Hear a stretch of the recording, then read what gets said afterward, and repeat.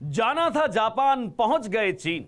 થોડા દિવસો પહેલા અમરેલીથી એક નકલી લેટરનો વિવાદ સામે આવ્યો. પોલીસ ફરિયાદ પણ થઈ. પોલીસ આરોપીને પકડીને પણ લાવી. પોલીસ આરોપીને સાથે રાખીને તપાસ કરતી પણ દેખાઈ, જેમાં એક યુવતી સામેલ હતી. અહીંયા સુધી બધું બરાબર ચાલી રહ્યું હતું. પોલીસના દાવા મુજબ ઘટનાનું રિકન્સ્ટ્રક્શન કરાયું, પણ સમાજ અને રાજકીય પાર્ટીઓના દાવા મુજબ આ રિકન્સ્ટ્રક્શન નહીં, સરઘસ હતું અને પાટીદાર સમાજની યુવતીનું અપમાન હતું. અને બસ અહીંથી શરૂ થયો એક સરઘસ પર સંગ્રામ. સંદેશ વિશેષમાં હવે વાત ગુજરાતની વર્તમાન રાજનીતિના સૌથી ચર્ચાસ્પદ લેટરકાંડની. ત્યારે સમજીએ અતથી ઇતિ સુધી આ સરઘસનું સત્ય. લેટરકાંડનો મુદ્દો રાજ્યભરમાં ચર્ચાયો. પાટીદાર પોલિટિક્સમાં રાજનીતિનો તડકો. નકલીના કેસમાં સરઘસનો મુદ્દો છંછેડાયો. સમાજની વાતમાં નેતાઓ ઉતર્યા મેદાનમાં.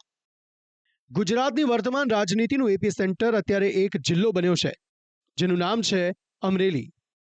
ટીવીથી લઈ અખબારો અને સોશિયલ મીડિયા સુધી અમરેલી લેટરકાંડ અને તેની સાથે જોડાયેલી પાટીદાર યુવતીની જ ચર્ચા ચાલી રહી છે. ઘણીવાર કેટલાક સમાચારો એવા હોય છે જેનું રાજનીતિક રીતે મૂલ્ય અચાનક વધી જાય છે. જો કોઈ ઘટના કે સમાચાર કોઈ વિશેષ સમાજ સાથે જોડાય એટલે તેને લઈને વિવાદ થવો તે નક્કી છે. અને અમરેલી લેટરકાંડની ઘટનામાં પણ આવું જ થયું છે. એક એવી ઘટના જેમાં તમામ રાજકીય પક્ષોએ ઝંપલાવી દીધું છે, કારણ કે આ ઘટના સાથે પાટીદાર સમાજ જોડાયેલો છે. પાટીદાર નેતાઓએ આ વિવાદમાં ઝંપલાવ્યું છે.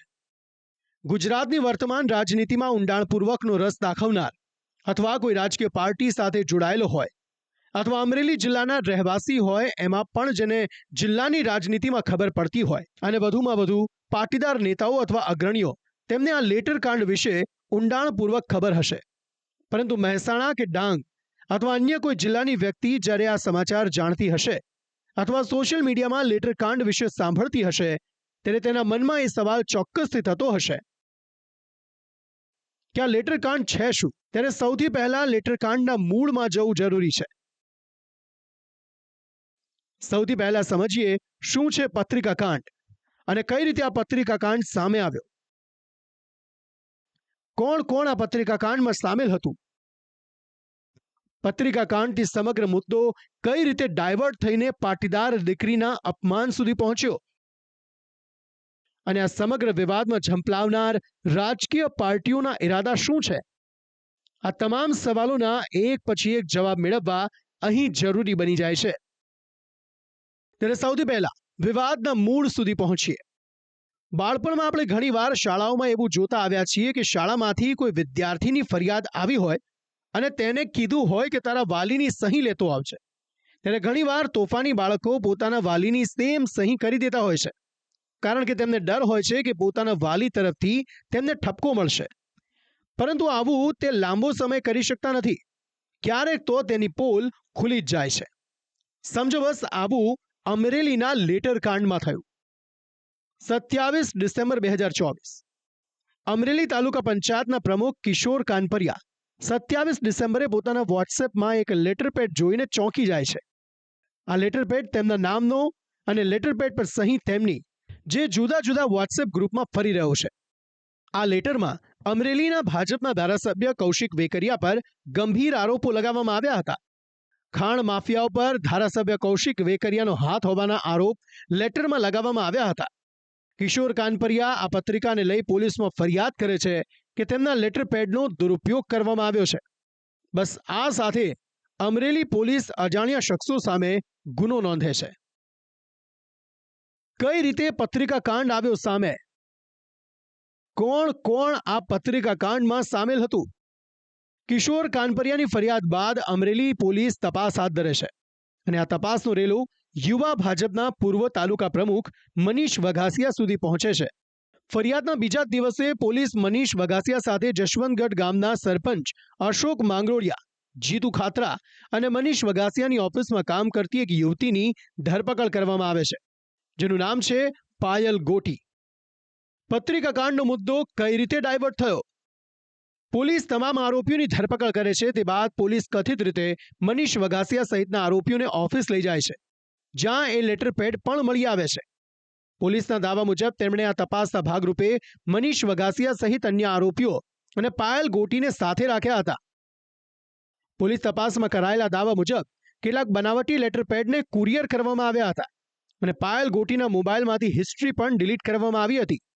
આ સમગ્ર તપાસમાં કેટલાક વિડીયો સામે આવ્યા, જેમાં જાહેર માર્ગ પર પોલીસ કર્મચારીઓ સાથે આરોપી તરીકે પાયલ ગોટીને પણ સાથે રાખવામાં આવી હતી. કઈ રીતે દીકરીના અપમાનના આરોપ લાગ્યા? બસ તે વિડીયો સામે આવતા પાટીદાર સમાજના અગ્રણીઓએ અને નેતાઓએ અમરેલી પોલીસ પર આરોપ લગાવ્યો કે ખોટી રીતે પાટીદાર સમાજની દીકરીને હેરાન કરવામાં આવી રહી છે અને એક યુવતીનું સરઘસ કાઢીને તેનું અપમાન કરવામાં આવ્યું છે. પાયલ ગોટીની ધરપકડ અને કથિત રીતે તેનું સરઘસ કાઢ્યા બાદથી જ પાટીદાર પોલિટિક્સ શરૂ થઈ ગઈ. વિવાદમાં ઝંપલાવનાર રાજકીય પાર્ટીઓના ઇરાદા શું છે? નકલી લેટરકાંડમાં કથિત આરોપી તરીકે પાટીદાર યુવતીને રાખવામાં આવતા પાટીદાર આગેવાનો, ભાજપ ધારાસભ્ય કૌશિક વેકરિયા સહિત કોંગ્રેસ અને આમ આદમી પાર્ટીના નેતાઓએ અમરેલી પોલીસને જ સમગ્ર મામલે ગુનેગાર ગણાવી દીધી. કોંગ્રેસ નેતા લલિત કગથરા, પ્રતાપ દુધાત અને આપ નેતા ગોપાલ ઇટાલિયાએ અમરેલી પોલીસ સામે ખુલીને નારાજગી દર્શાવી. ન માત્ર સૌરાષ્ટ્રના જિલ્લાઓ પરંતુ સુરતમાં પણ પાટીદાર અગ્રણીઓ દીકરીને ન્યાય આપવાની માંગ સાથે મેદાને ઉતર્યા. પાટીદાર અગ્રણીઓ અને ભાજપના પદાધિકારીઓ વચ્ચે બંધ બારણે બેઠક પણ યોજાઈ. દિનેશ બાંભણિયાએ આ સમગ્ર મામલે આરોપ લગાવતા કહ્યું કે આ યુવતીના જામીન મુદ્દે અગાઉ કોર્ટમાં સુનાવણી હતી, તે માટે યુવતીના વકીલ હાજર નહોતા રહ્યા અને તે વકીલ કોંગ્રેસના નેતા છે, જેમને રાજનીતિમાં જ રસ છે. અમરેલી જિલ્લા પોલીસે આ સમગ્ર વિવાદમાં ખુલાસો પણ કર્યો હતો કે પોલીસ પર દીકરીનું સરઘસ કાઢવાના જે આરોપ લાગ્યા છે તે તથ્ય વિહોણા છે. યુવતીનું સરઘસ નહીં પરંતુ રિકન્સ્ટ્રક્શન કરવામાં આવ્યું છે. કાગળ ઉપર કોરા લખીને આપેલું હતું, એ લખાણ નષ્ટ કરેલું છે, સળગાવેલું છે, કુરિયર કરવામાં આવેલ છે. તે બાબતે માત્ર માત્ર આરોપી જ જાણકાર હોય, એને કઈ જગ્યાએ છુપાઈને રાખેલ છે, કેવી જગ્યાએ છુપાઈને રાખેલ છે, એ પોલીસ તપાસમાં સમક્ષ આવું ન્યાયની હિતમાં બહુ જરૂરી હતું. અને તે માટે આપણે એ આરોપીને લઈને એ જે જગ્યા બનાવ બનેલ છે તે જગ્યા ઝડપી તપાસ માટે લઈ ગયા હતા. એમાં પણ આરોપીને કોઈ પણ પ્રકારની સરઘસ કાઢવામાં આવેલ નથી, અમારા તરફથી કોઈને અગાઉથી જાણ કરવામાં આવેલ ન હતી. પાટીદાર પોલિટિક્સ વચ્ચે કોંગ્રેસ નેતાઓએ પણ આ વિવાદમાં ઝંપલાવી દીધું. ક્ષત્રિય વિવાદ બાદ કોંગ્રેસ નેતા Paresh Dhanani social media post થકી ફરી એકવાર ચર્ચામાં આવ્યા. પરેશ ધાનાણીએ પોસ્ટ મૂકતા કહ્યું હતું કે લાજ લેનારા સામે લડવામાં આવશે. દીકરીનો વરઘોડો કાઢી મહિલાનું અપમાન કરવામાં આવ્યું, જેને સમાજ ક્યારેય માફ નહીં કરે. પ્રદેશ મહિલા કોંગ્રેસ પ્રમુખ જેની ઠુમ્મર જેલમાં પાયલ ગોટી સાથે મુલાકાત કરે છે. પાટીદાર સમાજના રોષને ડામવા માટે ભાજપના પદાધિકારીઓ પાટીદાર અગ્રણીઓ સાથે બેઠક યોજે છે. અમરેલીના ધારાસભ્ય કૌશિક વેકરિયા અને ખોડલધામના આગેવાનો બેઠકમાં ઉપસ્થિત રહે છે. મનોજ પનારા, દિનેશ બાંભણિયા, રમેશ ટીલાળા પણ ઉપસ્થિત રહ્યા. ભાજપ અને કોંગ્રેસની સાથે આમ આદમી પાર્ટી પણ આ વિવાદમાં ઝંપલાવી દે છે. આમ આદમી પાર્ટીએ અમરેલી જિલ્લા એસપીને આવેદનપત્ર આપ્યું અને રજૂઆત કરી હતી કે કોઈ પણ દીકરીનું આ રીતે સરઘસ ન કાઢો. આ સમગ્ર વિવાદ વચ્ચે ઇફકોના ચેરમેન અને ભાજપના સિનિયર નેતા દિલીપ સંઘાણી જેલની અંદર યુવતી સાથે મુલાકાત કરે છે. પાટીદાર દીકરી પાયલ ગોટી સાથે મુલાકાતની તસવીર શેર કરે છે. આ દરમિયાન પાયલ ગોટી માટે અમરેલી જિલ્લા મધ્યસ્થ સહકારી બેંક મોટી જાહેરાત કરે છે. રાજકીય આગેવાનોની રજૂઆત બાદ સહકારી બેંકની બોર્ડ મીટિંગમાં ઠરાવ થાય છે. ઠરાવ મુજબ પાયલ ગોટીને સહકારી બેંકમાં નોકરી આપવાની જાહેરાત કરાઈ છે. આખરે પાટીદાર દીકરી પાયલ ગોટીને જામીન મળી ગયા છે. પાટીદાર દીકરી જેલમાંથી બહાર આવતા જ ઉજવણી કરવામાં આવી. મોટી સંખ્યામાં લોકો ઉપસ્થિત રહ્યા.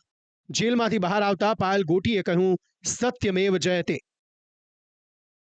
પ્રદેશ મહિલા કોંગ્રેસ પ્રમુખ જેની ઠુમ્મર પણ ઉપસ્થિત રહ્યા. પાયલ ગોટીને જામીન મળવા પર પાટીદાર અગ્રણી દિનેશ બાંભણિયાએ પણ ખુશી વ્યક્ત કરી.